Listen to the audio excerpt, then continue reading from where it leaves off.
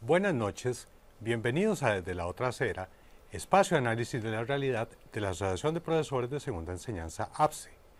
Esta noche abordaremos el tema Economía Jaguar, para lo cual cuento con un invitado especial en el estudio, el economista de la Universidad Nacional, el señor Leiner Vargas Alfaro, a quien le doy la bienvenida. Muchas gracias, don Leiner, por aceptar la invitación a este espacio. Un placer estar como siempre con ustedes y a la orden. Muchas gracias. Y también contaremos con las entrevistas con los economistas Luis Paulino Vargas Solís y Fernando Rodríguez Garro. Antes de iniciar con la conversación de esta noche, vamos a escuchar la entrevista que le realizamos al economista Luis Paulino Vargas. Creo que la explicación habría que buscarla básicamente en dos cosas. En primer lugar, en la tremenda dificultad, la tremenda incapacidad que manifiesta la economía de Costa Rica para generar suficientes empleos y que estos empleos sean empleos de calidad y bien remunerados. Eso por un lado, y a la par, y relacionado con lo anterior, el hecho de que en la práctica, en la realidad, los ingresos de la población no mejoran, donde además hay que señalar que ese aspecto de que los ingresos no mejoran viene de mucho tiempo atrás. O sea, no es un fenómeno del último año ni de los últimos 2 o 3 años, sino que cuando uno se detiene a estudiar la evolución de los ingresos de la población, a estudiar la evolución de esos ingresos en términos reales, o sea, en términos de su poder adquisitivo efectivo, una vez que uno descuenta la inflación, uno detecta que en realidad desde 2010 los ingresos se han estancado en el mejor de los casos cuando no han retrocedido. Entonces, ese factor de ingresos estancados a lo largo de un plazo muy largo en los que la población no ha visto mejorarse sus condiciones de vida, en que se han visto frustradas sus aspiraciones por mejores condiciones de vida, evidentemente pasa una factura muy fuerte en términos de una sensación de que la economía no está satisfaciendo las necesidades, no está satisfaciendo lo que la gente esperaría. Una sensación que está plenamente justificada, no es simplemente una percepción antojadiza, sino que tiene bases objetivas porque efectivamente los ingresos han vivido un estancamiento de largo plazo, estancamiento en el mejor de los casos, retroceso en más de una, en algunas. O sea, si uno hace el estudio detallado y entra a ver distintas categorías, verá que en algunos casos pueden haber pequeñas mejoras, en muchos casos no hay mejora alguna y en otros hay retroceso. Pues en su conjunto es un panorama de estancamiento en los ingresos, cuando no de retroceso en los ingresos. De ahí la percepción totalmente justificada de que efectivamente no ha habido mejora, y no ha habido mejora a lo largo de un plazo, un periodo muy largo, por lo menos desde 2010. Esto combinado con lo que comenté en el primer momento, la incapacidad de la economía para generar empleos suficientes y que sean empleos de buena calidad y empleos bien remunerados, donde lo de bien remunerado significa que el ingreso de las personas en términos de poder adquisitivo debería ir mejorando gradualmente a lo largo de los años, que no lo hemos tenido, no se ha registrado. Ha centrado su énfasis en las políticas de atracción de inversión extranjera para zona franca. Básicamente, atracción de corporaciones transnacionales que se instalen en zona franca. Ese es como el núcleo central de la política de desarrollo de Costa Rica desde 1997, más o menos. Antes del 97, ese objetivo existía, pero no era tan prioritario.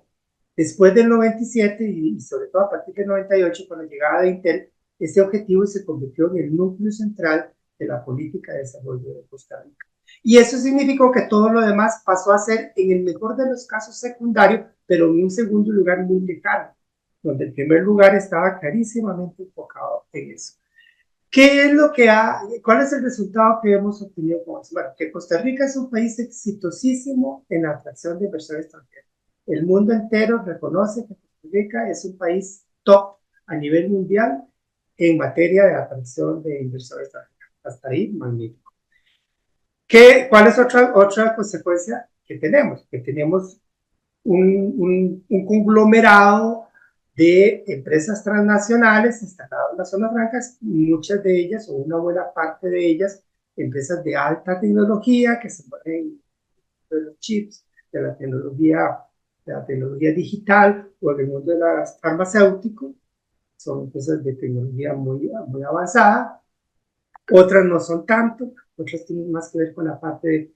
Otras lo que tienen aquí instalados son servicios, como servicios postventa, de asesoría a los clientes o de elaboración contable, de trabajo contable de empresas extranjeras, cosas de tipo que no son tan tecnológicas avanzadas. Y ahí tenemos eso, y para alguna gente eso es motivo de orgullo.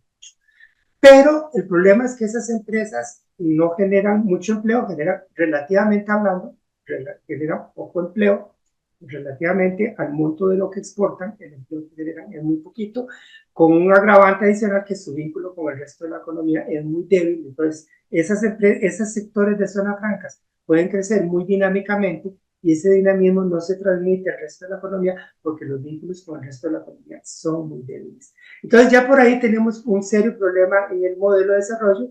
Para iniciar con la conversación de esta noche, don Leiner, el término economía jaguar viene de un informe realizado por el Banco de América de Estados Unidos, donde destaca el crecimiento económico y de exportaciones del país. El presidente Chávez tomó este concepto, esta idea de la economía jaguar, y la convirtió casi que en un mantra político, casi que en un eslogan de su administración. ¿Cuáles son los indicadores económicos de los que hablaba el Bank of America propiamente? ¿Y la economía costarricense es tan dinámica y fuerte como la del jaguar, como lo plantea el mandatario? ¿O tiene sus altibajos? ¿O cómo funciona realmente? Bueno, en realidad el símil que hace el Bank of America refiere a la economía jaguar en comparación con los tigres y los dragones asiáticos. Hay que recordar que cuando se comparan estas dos realidades, se comparan en indicadores macroeconómicos. Esencialmente, grado de apertura de la economía, nivel de crecimiento de las exportaciones y crecimiento de actividades de alta intensidad tecnológica. Nosotros tenemos en las zonas francas un sector muy dinámico que creció en el año 2022 de manera exponencial, casi un 23%.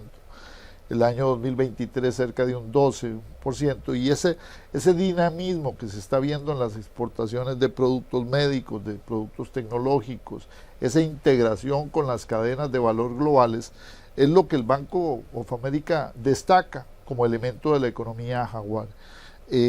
Ahora, lo que no se dice en esa información es que esa es una economía de enclave, que está afectando o interactuando con un tercio de la economía costarricense, que hay poquísimas vinculaciones entre las zonas francas y el sector interno de la economía, y que hay en la economía costarricense, digamos, 2 o 3 economías, ¿verdad? Que están interactuando juntas. Yo hago este símil porque el jaguar nuestro es un jaguar que le falta alimento, que le falta comida. Es como cuando llegas y ves en el ecosistema natural al jaguar, allá en la península de Osa, y empieza a atacar el ganado. Cuando empieza a atacar el ganado es porque dentro del Parque Nacional no hay suficientes saínos o chanchos de monte para alimentarse. Yo creo que Costa Rica tiene un jaguar herido, un jaguar que de alguna manera está padeciendo de no tener alimentación suficiente para que el beneficio de ese crecimiento sea para todos. Es una instrumentalización que además ha sido utilizada propagandísticamente, digamos un instrumento publicitario que los liberales en América Latina están usando, parafraseando por ejemplo a Milei, que utiliza el león, y bueno, pues nuestro presidente la ha usado como un instrumento de campaña publicitaria, de marca. El jaguar es el animal que está en la cima de la pirámide alimenticia, es un animal agresivo, es un animal fuerte, es un animal que hace lo que quiera con el ecosistema, ¿verdad? Con el resto del mundo animal alrededor. Y eso da fortaleza en la imagen política. En un país en donde la población ha perdido un poco el rumbo, ha perdido un poco capacidad de entender lo que está pasando, esa visión de un hombre fuerte ¿ah? Pareciera que gusta en algunos sectores populares. Ahora, hay un detalle importante en términos estadísticos que tiene que ver con la situación de la macroeconomía costarricense, que es lo que nos refiere usted como economía jaguar. O sea, podemos decir que en términos macro sí podría haber un sector que esté dentro de esta dinámica del jaguar, por poner esta analogía. ¿Qué pasa a nivel micro? ¿Por qué tal vez algunas personas no perciben o no encuentran esta concordancia entre los grandes datos que dicen, por ejemplo, Costa Rica está exportando tantos millones, se está generando tanta riqueza, etcétera? ¿Qué pasa a nivel micro? ¿Qué pasa en los hogares? ¿Qué pasa en las familias?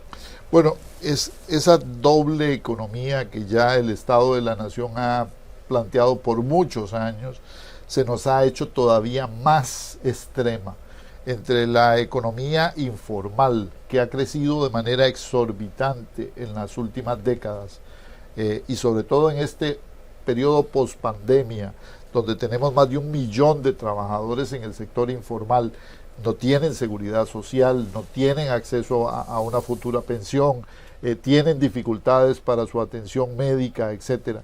Esa economía informal es más fuerte en el campo, donde se ha deteriorado muchísimo la agricultura, los instrumentos, la capacidad de vida del costarricense, la educación, la salud pública.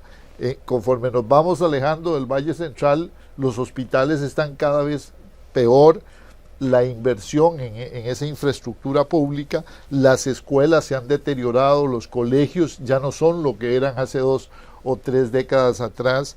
Entonces, el costarricense de a pie, para decir esa frase que nos ubica con las personas que viajan en autobús o las personas que tienen un nivel de vida medio bajo o bajo, este costarricense de a pie no mira los beneficios de esa economía jaguar, porque esa economía jaguar está integrada a los grandes guetos, ¿verdad?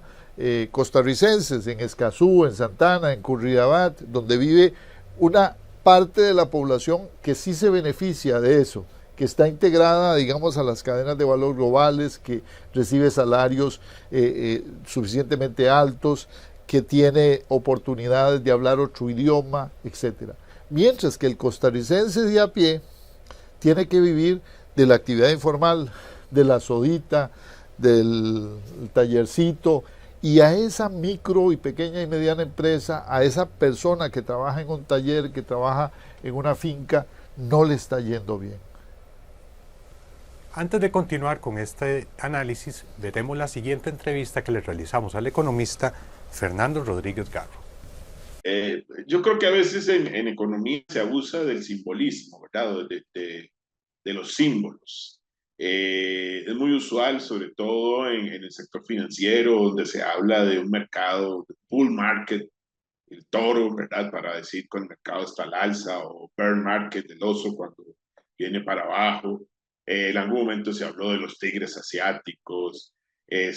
Siempre se ha querido usar, digamos, simbolismo un poco para representar algún elemento que termine siendo más familiar para la gente, ¿verdad? Cuando la gente oye hablar del bull market, se entiende inmediatamente que es un mercado al alza, ¿verdad? Tiene un poquito más de experiencia en temas bursátiles. Creo que aquí lo que se hizo fue una valoración muy superficial de lo que estaba pasando en Costa Rica, ¿verdad? Que es desgraciadamente muy común cuando se ve el país desde afuera y no se profundiza en lo que significan estas cosas.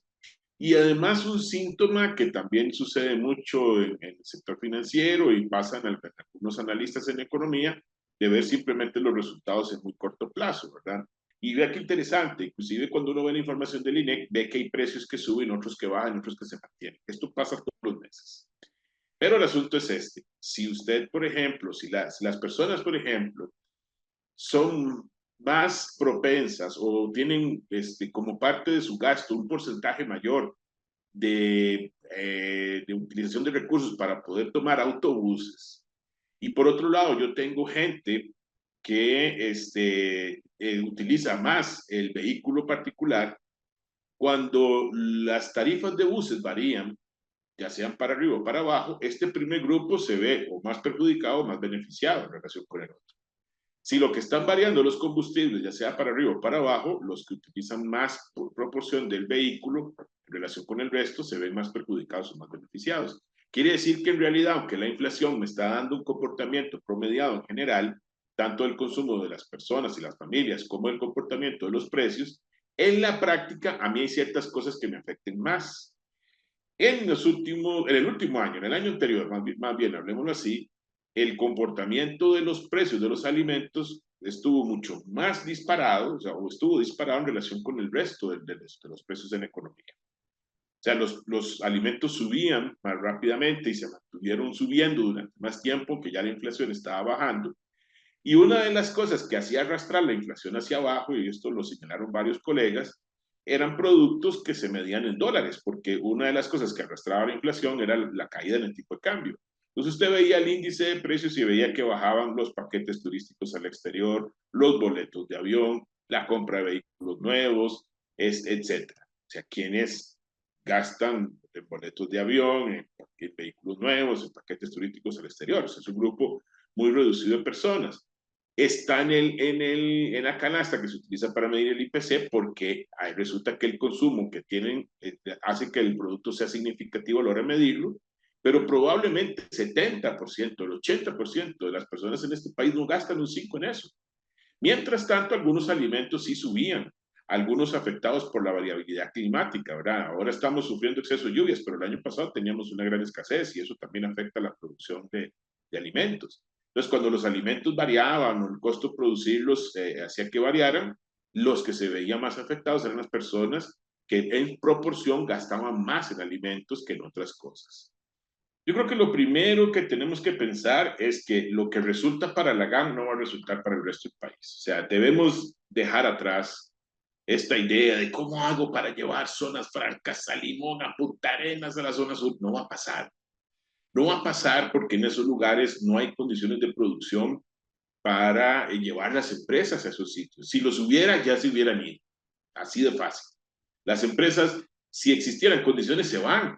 Que aquí no le quedaría inclusive muy interesante estar ubicado en Limón produciendo y tener el puerto ahí apenas a unos minutos. O producir en Guanacaste, ¿verdad? Y tener un aeropuerto internacional también, un par de kilómetros. Si no está pasando es porque históricamente no creamos las condiciones para que sucediera. Entonces, o creamos esas condiciones, que sería mucha inversión pública en infraestructura, mucha inversión en educación, mucha formación de personas para que suceda una conectividad al nivel de la GAM, servicios públicos accesibles, o sea, que la gente pueda ir a hacer trámites en cualquier oficina en Guanacaste y no tenga que venirse 4 horas desde cualquier punto de Guanacaste, 3 horas desde Limón a hacer un trámite a San José. Me decía un día alguien que trabajaba en el Ministerio de Comercio Exterior, hablando de esto, y dice, bueno, le preguntaron una vez a un ejecutivo de una gran empresa transnacional por qué su empresa no se ha ubicado en Limón, si exporta por el Atlántico. Dice, vean, en Limón no hay escuelas para mis hijos, decía él, o sea, escuelas privadas donde ponen los hijos, no hay lugares en donde me pudiera vivir, un lugar seguro, ahora es más inseguro que hace un tiempo cuando me preguntaron. Y si necesito venir a San José, tengo que manejar 3 horas y media. En 3 horas desde el aeropuerto estoy en Miami. Entonces, si no invertimos para darle el estatus al resto del país que tiene la GAM en términos de condiciones de producción, no va a pasar nada. Entonces, olvidémonos de esas soluciones. Creémoslas si queremos hacerlo, pero esto nos va a llevar necesitamos una gran dosis de participación pública, de inversión pública, una gran dosis de inversión, hacer lo contrario que estamos haciendo, ¿verdad? Porque lo que estamos haciendo es restringiendo. Muchas gracias por continuar con este espacio. Les invitamos a que nos compartan sus comentarios opinando si Costa Rica vive una economía jaguar efectivamente o no, para seguir construyendo el espíritu crítico que nuestro país tanto necesita. Para continuar con este análisis, don Leiner, hay algunos aspectos que uno podría fijar como objetivos o como metas para cumplir, y dentro de los de la política nacional se encuentran algunos elementos que son casi que derroteros normales de todas las administraciones. Por ejemplo, la actividad económica, el desempleo, la pobreza, la desigualdad, los avances democráticos, etcétera, parecen ser, no parecen ser más bien objetivos tangibles para este gobierno. ¿Por qué será que el Poder Ejecutivo no le pone atención realmente a estos objetivos que son, por decirlo así, la materialización concreta de la política económica en sí misma?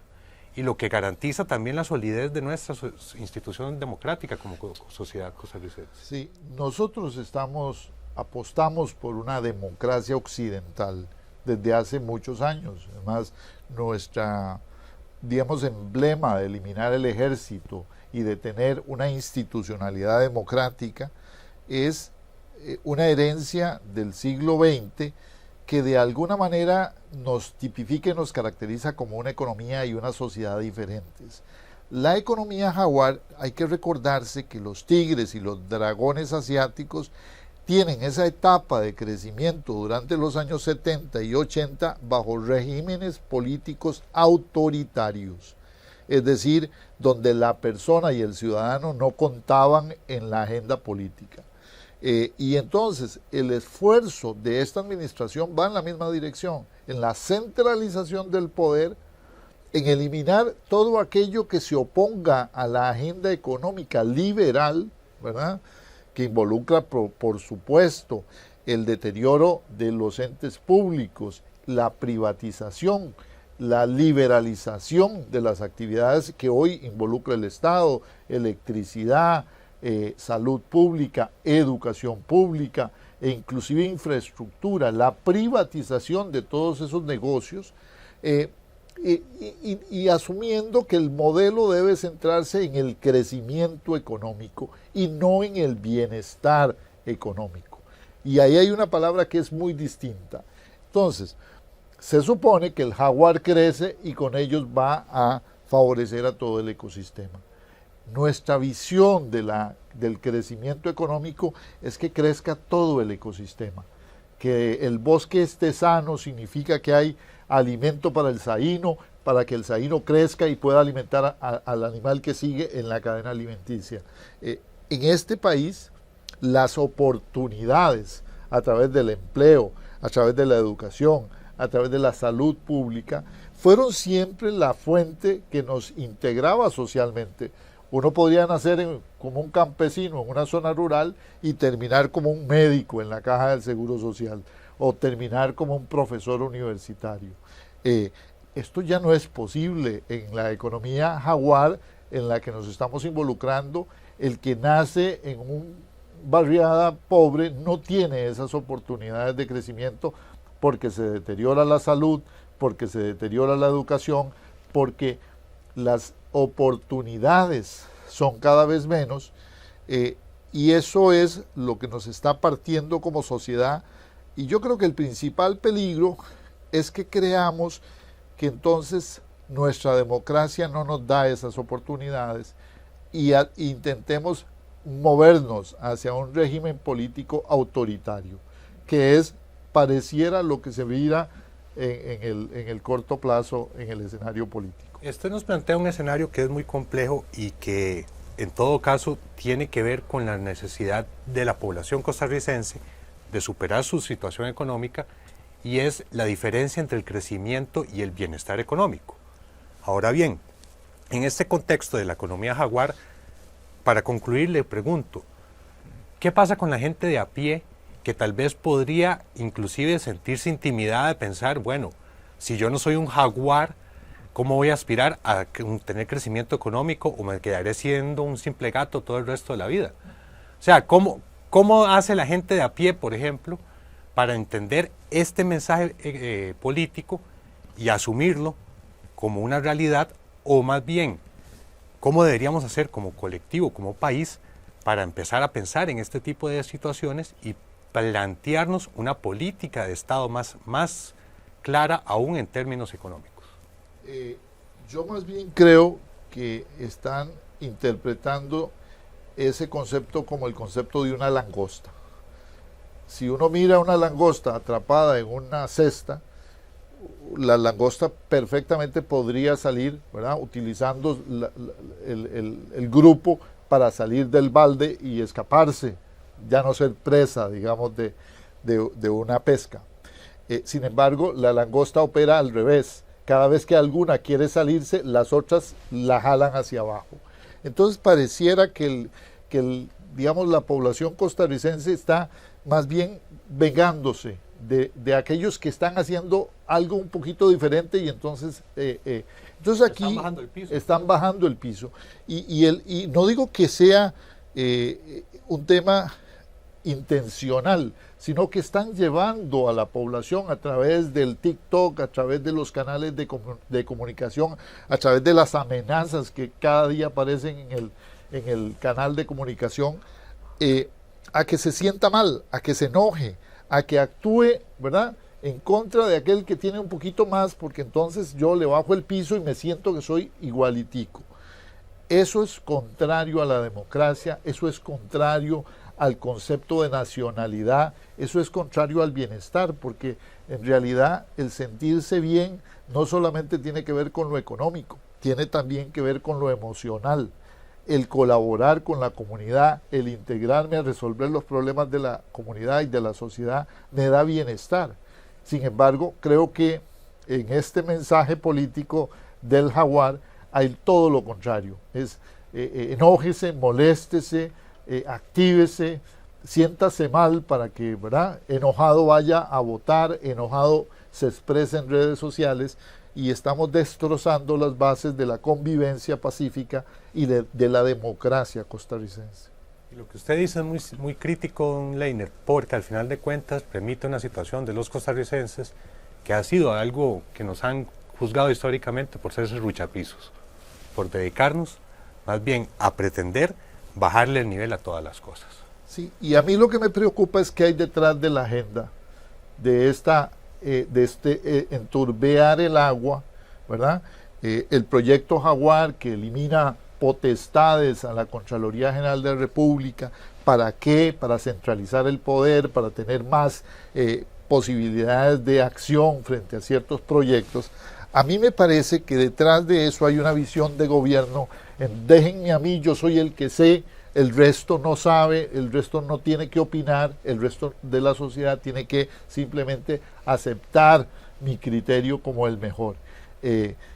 Y aquí básicamente lo que vamos es a un centralismo político, a una visión monolítica de la sociedad, que no es la Costa Rica, por lo menos la Costa Rica de bienestar, de oportunidades, de crecimiento con equidad, a la que aspiramos los maestros, los profesores y las personas, digamos, que hemos tenido la oportunidad de tener, digamos, y de ver otras realidades en el planeta.